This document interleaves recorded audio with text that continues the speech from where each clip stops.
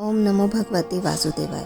मित्रों, आपके और आपके परिवार पर भगवान नारायण की कृपा सदैव बनी रहे। आज मैं आपको अजय एकादशी व्रत की कथा सुनाने जा रही हूँ। पौराणिक काल में भगवान श्री राम के वंश में अयोध्या नगरी में एक चक्रवर्ती राजा हरिश्चंद्र नाम के राजा हुए थे।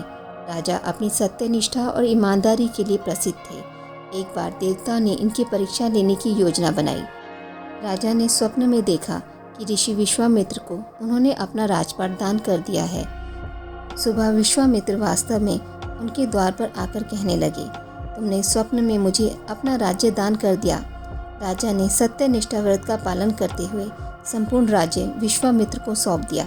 दान के लिए दक्षिणा चुकाने हेतु राजा हरिश्चंद्र को पूर्व जन्म के फल के कारण पत्नी, बेटा एवं खुद को बेचना पड़ा।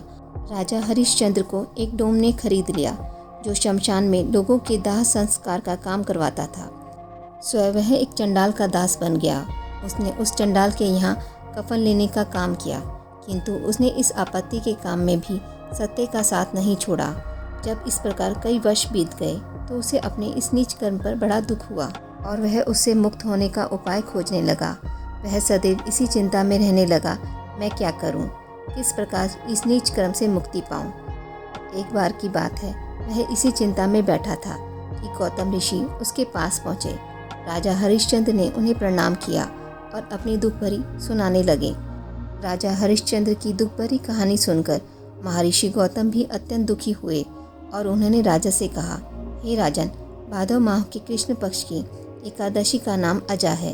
तुम उस एकादशी का विधान पूर्वक व्रत करो तथा रात्रि को जागरण करो, इससे तुम्हारे सभी पाप नष्ट हो जाएंगे। महर्षि गौतम इतना कहकर अलोप हो गए। अजा नाम की एकादशी आने पर राजा हरिश्चंद्र ने महर्षि के कहे अनुसार विधान पूर्वक उपवास तथा रात्रि जागरण किया। इस व्रत के प्रभाव से राजा के सभी पाप नष्ट हो गए। उस समय स्वर्ग में नगाड़े बजने लगे तथा पुष्पों की वर्षा होने लगी। उन्होंने अपने सामने ब्रह्मा, विष्णु, महेश तथा देवेंद्र आदि देवताओं को खड़ा पाया। उन्होंने अपने मृतक पुत्र को जीवित तथा अपनी पत्नी को राजसी वस्त्र तथा आभूषणों से परिपूर्ण देखा। व्रत के प्रभाव से राजा को पुनः अपने राज्य की प्राप्ति हुई। वास्तव में एक ऋषि ने राजा की परीक्षा लेने के लिए ही कौतुक किया था, परंतु अजा एकादशी के व्रत के प्रभाव से ऋषि द्वारा रची गई सारी माया समाप्त हो गई और अंत समय में हरिश्चंद्र अपने परिवार सहित स्वर्गलोक हो गए। हे राजन, यह सब अजा एकादशी व्रत का प्रभाव था। जो मनुष्य इस उपवास को विधान पूर्वक करते हैं तथा रात्रि जागरण करते हैं, उनके सभी पाप नष्ट हो जाते हैं और अंत में वे स्वर्ग को प्राप्त करते हैं। इस एकादशी व्रत की कथा के श्रवण मात्र से ही अश्वमेघ यज्ञ के फल की प्राप्ति हो जाती है।